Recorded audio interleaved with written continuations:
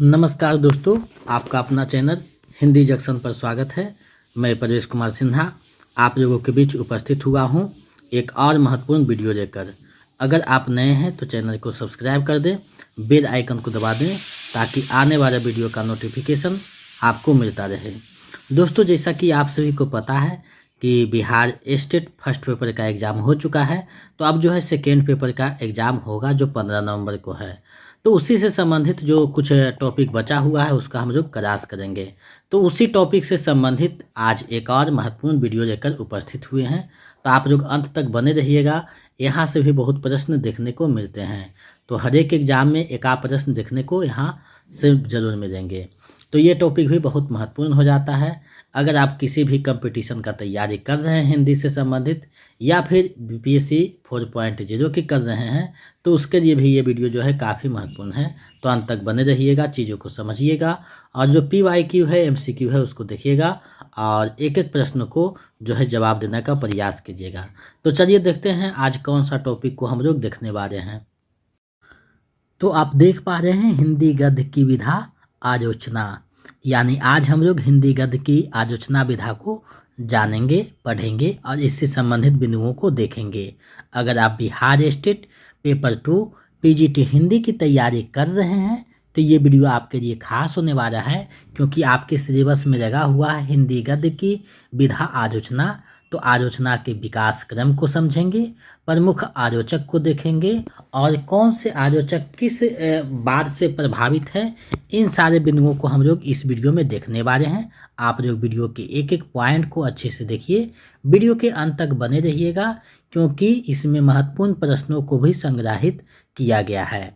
तो आप लोग वीडियो के अंत तक बने रहिएगा। अगर आप बिहार स्टेट या किसी भी स्टेट का TGT PGT या BPSC 4.0 चाहे KVS EMRS UGC नेट का तैयारी कर रहे हैं, तो उसके लिए भी ये वीडियो काफ़ी महत्वपूर्ण होने वाला है।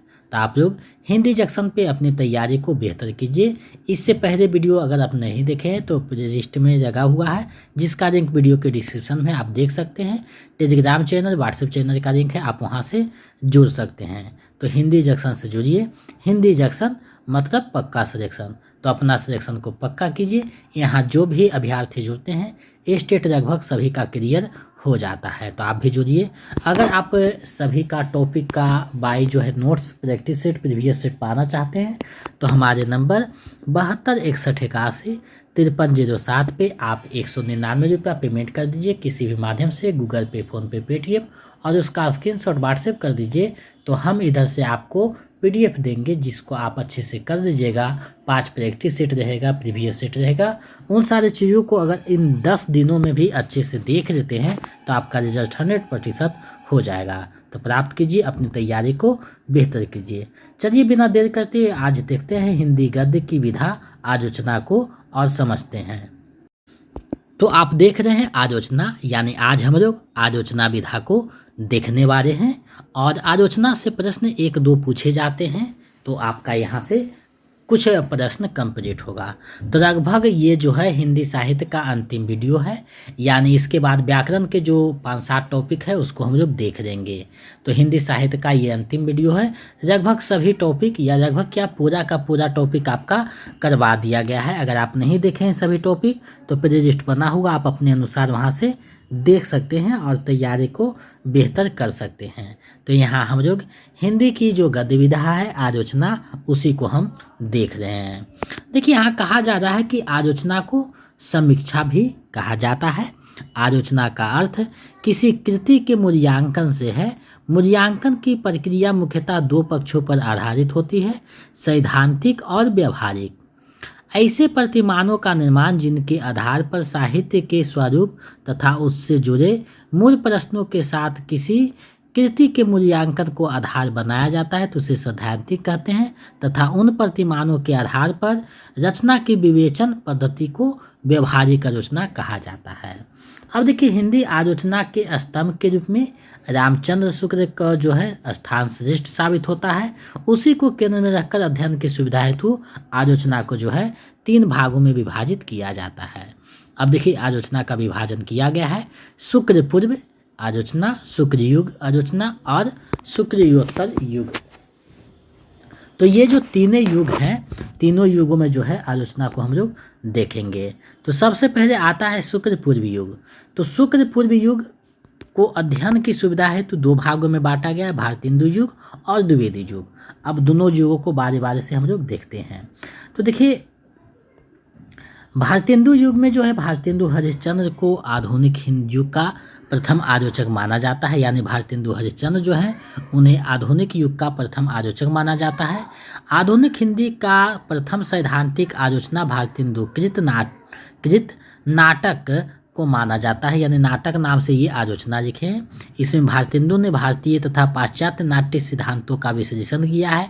इस काल में पुस्तकों की आलोचना मुख्यतः पत्रकारिता के माध्यम से हुई है, यानी एक एकल पुस्तक ना आकर के पत्रिका में प्रकाशित होती रहती थी।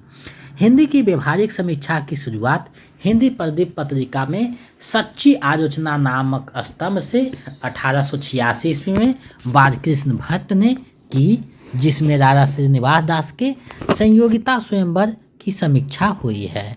इसके बाद इसमें भट्ट जी ने नील देवी, परीक्षा गुरु आदि रचनाओं का भी व्यवहारिक समीक्षाएं लिखी है। बालकृष्ण भट्ट को आधुनिक हिंदी में व्यावहारिक आलोचना का जनक माना जाता है। अब देखिए, यहाँ से दो चार बातें आ गई, यानी बालकृष्ण भट्ट को जो है आधुनिक हिंदी में व्यावहारिक आलोचना का जनक माना जाता है। प्रथम आलोचक के रूप में जो है भारतेंदु हरिश्चंद्र को स्वीकारा जाता है, और पहले जो है पत्रिकाओं में आलोचना जो है प्रकाशित होती थी।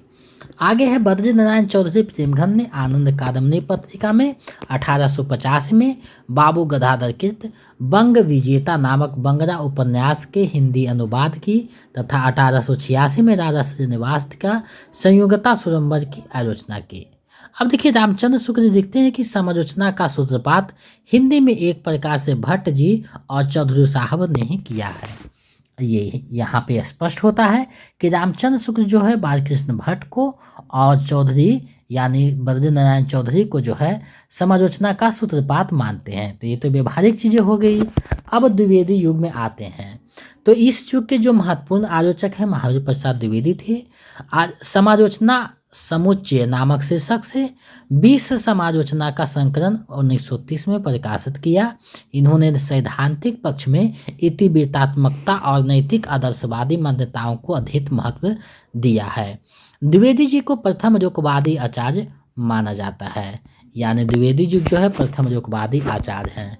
रामचंद्र शुक्ल ने आलोचक के रूप में महावीर प्रसाद द्विवेदी का मूल्यांकन भी किया है। सर्वप्रथम पद्म सिंह शर्मा ने बिहारी और फारसी कवि सादी की तुलनात्मक आलोचना सरस्वती में की है। 1910 में मिश्र बंधुओं ने अपने आलोचना ग्रंथ यानी हिंदी नवरत्न की रचना की है। अब देखिए, हिंदी नवरत्न में जो 9 कवियों को रखा है वहाँ से भी प्रश्न बीपीएससी में पूछा जाता है। तो यहाँ 1910 में उसका प्रकाशन हुआ है, जिसमें तुलसीदास को रखा गया है और भारतेंदु भी हैं, मतीराम हैं, पद्माकर हैं, कबीर हैं। तो ये वहाँ पे देख लीजिएगा, इसके नाम से यानी हिंदी नवरत्न नाम से एक वीडियो ही बनाया गया है। अब शुक्ल पूर्वी जो आलोचना है और उसके आलोचक हैं उसको हम लोग देख लेते हैं। यहाँ से प्रश्न तो बहुत कम रहता है, लेकिन देखना जरूरी है, क्योंकि यहाँ से भी अगर प्रश्न दे देगा तो आप उसको बना सकें। तो पद्म सिंह ने बिहारी सत्संग तुलनात्मक अध्ययन का जो है किया है। कृष्ण बिहारी का जो आलोचना है वो देव और बिहारी है। राजा भगवान दीन का है बिहारी और देव, अलंकार मंजूषा, व्यंग्यार्थ मंजूषा। कन्हैया लाल पोदार का काव्य कल्पद्रुम रसमंजरी अलंकार मंजरी है। विश्वनाथ प्रसाद मिश्र का काव्यांक कौमुदी है। अयोध्या सिंह उपाध्याय का रसकरस है। श्याम सुंदर दास का साहित्य रोचन है, भाषा विज्ञान है। हिंदी भाषा का विकास है। हिंदी भाषा और साहित्य है, रूप रहस्य है और भाषा रहस्य है। अब आगे आते हैं तो शुक्ल युग है। तो शुक्ल युगीन हिंदी आलोचना में केंद्रीय समीक्षक आचार्य शुक्ल हैं। इन्हें हिंदी में वैज्ञानिक आलोचना का अनुसंधानकर्ता माना जाता है। काव्य में रहस्यवाद इनकी प्रथम सैद्धांतिक आलोचना माना जाता है। रस मीमांसा तथा चिंतामणि इनकी अन्य सैद्धांतिक आलोचना है। अब आगे आता है शुक्ल युग की जो आलोचना है, आलोचक है, उसको देखते हैं। तो रामचंद्र शुक्ल का है गोस्वामी तुलसीदास, जायसी ग्रंथावली, भरमर गीतसार आदि। बाबू गुलाब राय का है नवरस, सिद्धांत और अध्ययन, काव्य के रूप। सूर्यकांत त्रिपाठी निराला का है मेरे गीत और करा, रविंद्र कविता कानन, पंत और पल्लव, प्रबंध पर। रामाशंकर शुक्ल रसाल का है अलंकार पीयूष, आलोचना दर्श, नाट्य दर्पण। सुमित्रानंद पंत का है गद्य पद्य, शिल्प और दर्शन, छायावाद पुनर्मूल्यांकन। डॉक्टर राम कुमार वर्मा का है साहित्य शास्त्र, साहित्य समालोचना। लक्ष्मी नारायण सिद्धांशु का है काव्य में अभिव्यंजनावाद। अब देखिए काव्य में जो अभिव्यंजनावाद है वो एग्जाम में ज़्यादा पूछा जाता है, तो इसे ध्यान में रखिएगा। अब देखिए आगे है शुक्रोत्तर युग, यानी शुक्र जी के बाद जो है आता है उसे शुक्रोत्तर कहते हैं। अब देखिए शुक्रोत्तर युग में जो है आलोचना का जो क्षेत्र है काफ़ी व्यापक होता है और इसमें तरह तरह के जो है आलोचक होते हैं, जिसको बारी बारी से हम लोग यहाँ देखते चलेंगे। तो देखिए शुक्र के बाद हिंदी में जो है स्वच्छंदतावादी समीक्षक की शुरुआत होती है। मोटे तौर पर शुक्र जी की जो धारणाएं हैं उसका प्रतिपक्ष है। विभिन्न विचारधाराओं के आगमन के साथ साथ नई समीक्षा पद्धति हुई, जिनमें स्वच्छंदतावादी समीक्षा, प्रगतिवादी समीक्षा, मनोविश्लेषणवादी समीक्षा और नवी समीक्षा प्रमुख है। अब सभी को हम लोग देखेंगे। तो हिंदी में जो स्वच्छंदतावादी समीक्षक है उसके 3 मुख्य आलोचक शामिल हैं, जिसमें शांति प्रिय द्विवेदी, नंदूलाल वाजपेयी और डॉक्टर नगेंद्र हैं। ये तीनों जो है स्वच्छंदतावादी समीक्षा करते हैं, यानी स्वच्छंदतावादी समीक्षक हैं। आगे है प्रगतिवादी। तो प्रगतिवादी जो समीक्षा किए हैं उसके प्रमुख आलोचक हैं शिवदान सिंह चौहान, प्रकाश चंद्र गुप्त, रामविलास शर्मा, मुक्तिबोध, नामवर सिंह, अमृत राय। तो ये सारे क्या है प्रगतिवादी हैं। तो ये प्रगतिवादी से एग्जाम में ज़्यादा आता है।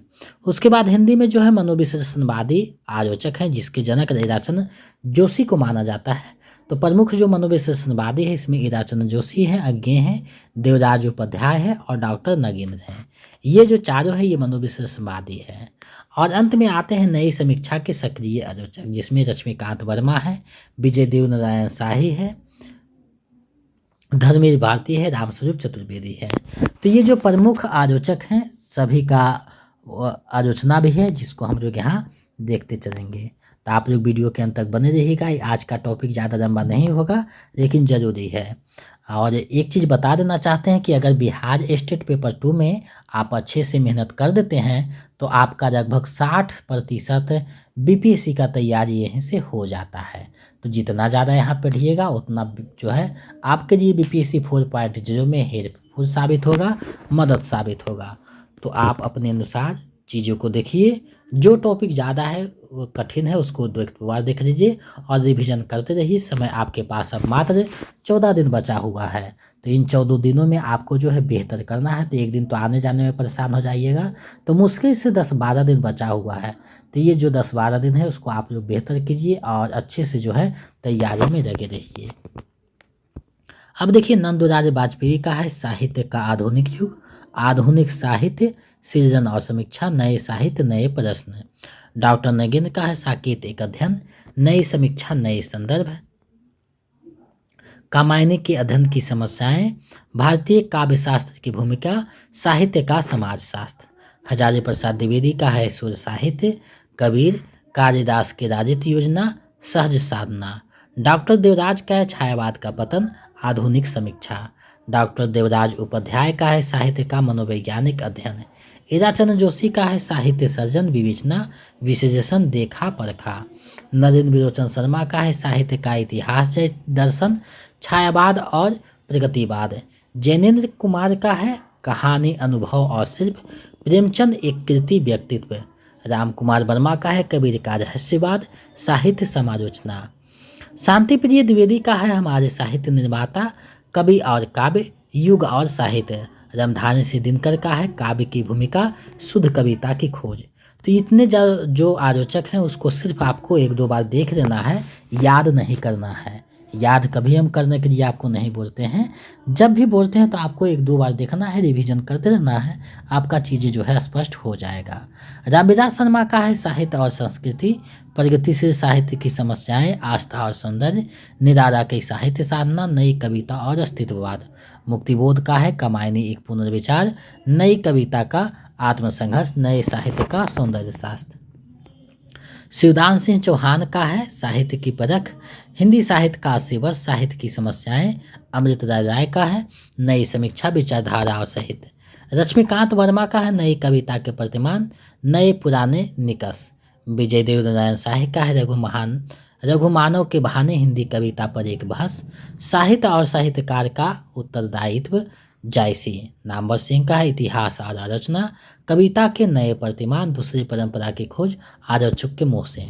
अब देखिए दो नाम जो हैं, यानी कविता के नए प्रतिमान और नई कविता के प्रतिमान, ये दोनों में बहुत कन्फ्यूजन है। तो नई कविता के प्रतिमान लक्ष्मीकांत वर्मा का है और कविता के नए प्रतिमान जो है नामवर सिंह है। तो ये ध्यान में रखिएगा, कविता के नए मतलब नामवर सिंह और नई कविता के प्रतिमान मतलब लक्ष्मीकांत वर्मा।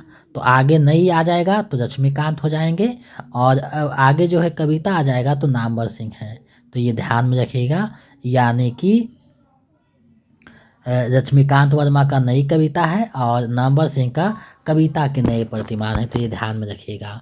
आगे है रामस्वरूप चतुर्वेदी, कमायनी का पुनर्मूल्यांकन, इतिहास और दृष्टि।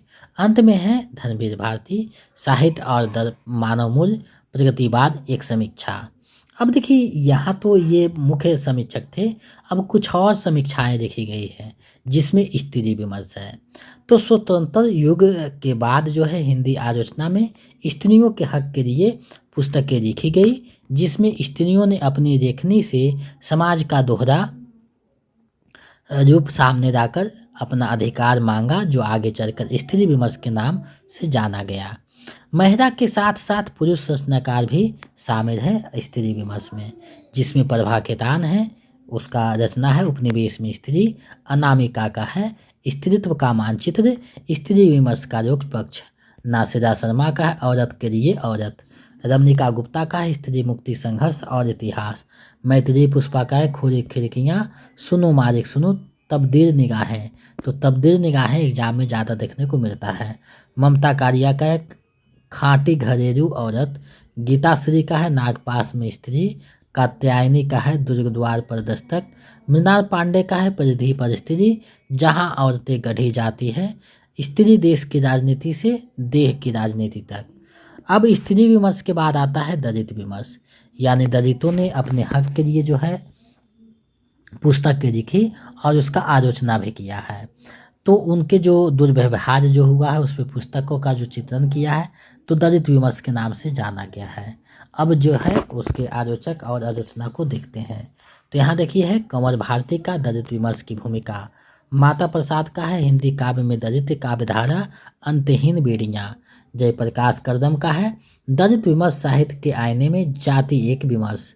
सोहन राज सुमनाक्षर का है विश्व धरातल पर दलित साहित्य।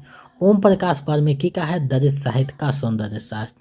ये भी आए क्वेश्चन है, ये एग्जाम में हमेशा देखने को मिलता है। दलित साहित्य का जो सौंदर्य शास्त्र है ओम प्रकाश वाल्मीकि का है। दलित साहित्य अनुभव, संघर्ष एवं यथार्थ, डॉक्टर दिनेश राम का है दलित मुक्ति का प्रश्न और दलित साहित्य। मोहन नैमिष राय का है भारतीय दलित आंदोलन का इतिहास। तेज सिंह का है आज का दलित साहित्य। अब कुछ महत्वपूर्ण बिंदु है उसको देख लेते हैं। तो आदिवासियों का संसार 1990 ईस्वी में प्रकाशित संथाल कवित्री आशा सुषमा किस्कू की दुर्लभ हिंदी काव्य संग्रह है।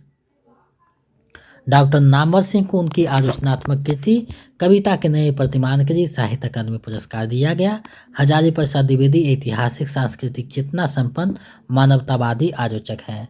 नंदुलाल वाजपेयी को समन्वयवादी, स्वच्छतावादी और सौष्ठवादी आलोचक माना गया है, यानी सौष्ठवादी जो आलोचक है वो नंदुलाल वाजपेयी हैं। तो एग्जाम में हमेशा देखने को मिलता है। आगे है जगन्नाथ दास रत्नाकर ने पोप के एसेस ऑन क्रिटिसिज्म का पदात्मक अनुवाद समालोचना 10 शीर्षक से किया है। डॉक्टर नगेंद्र को रसवादी आलोचक माना जाता है। इनकी आलोचना में भारतीय और पाश्चात्य का समन्वय मिलता है। तो ये जो महत्वपूर्ण बिंदु है उसको आप लोग देखा। अब हम लोग बढ़ते हैं इसके जो प्रश्न है यानी जो MCQ है उसको देखते हैं, क्योंकि कोई भी टॉपिक को पढ़ने के बाद जब तो उसका MCQ आप नहीं देखते हैं तब तक वो अधूरा माना जाता है। तो हम जो MCQ देखेंगे तो ये टॉपिक पूर्ण हो जाएगा। इसके बाद जो है रस अलंकार छंद आदि टॉपिक जो है बचा होगा कुछ कुछ, उसको हम लोग देखेंगे। तो आपका जो है क्लास अभी रेगुलर चलेगा 10 दिन तक। उसके बाद जो है परीक्षा हो जाएगा, मैराथन करा देंगे, परीक्षा होगा। उसके बाद BPSC 4.0 में लगेंगे और समय मिलेगा तो UGC नेट के लिए भी काम करेंगे। अब पहला प्रश्न आपके सामने है, प्रगतिशील साहित्य की समस्याएं नामक ग्रंथ के लेखक का नाम क्या है? तो ये जो ग्रंथ है उसके रचनाकार कौन है?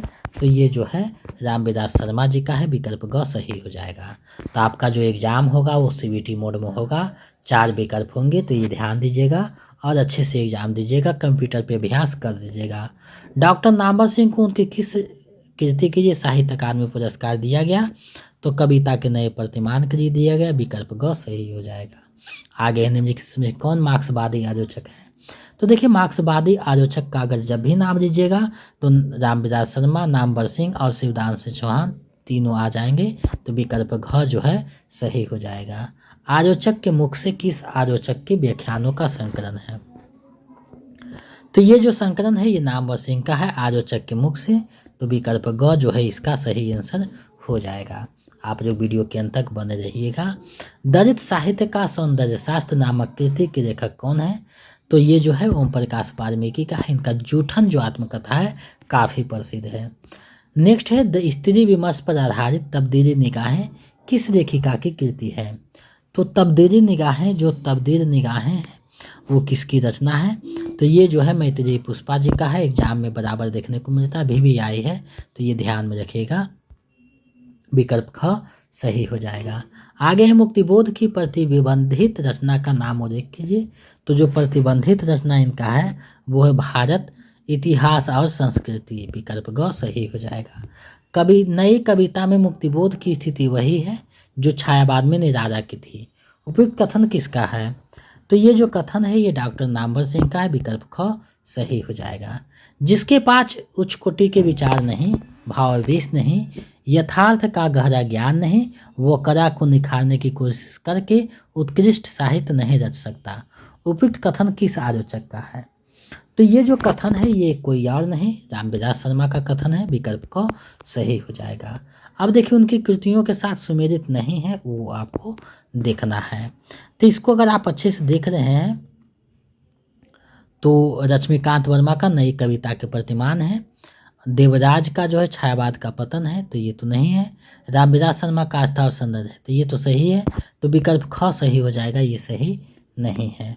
आगे इनमें से किसी सौष्ठवादी आलोचक माना जाता है? तो नंदलाल वाजपेयी को माना जाता है। विकल्प ख सही हो जाएगा। छायावाद एक पुनर्मूल्यांकन यानी छायावाद पुनर्मूल्यांकन जो रचना है वो किन की रचना है? तो सुमित्रानंद पंत की है। विकल्प क सही हो जाएगा। स्त्री विमर्श का रोग पक्ष की लेखिका कौन है?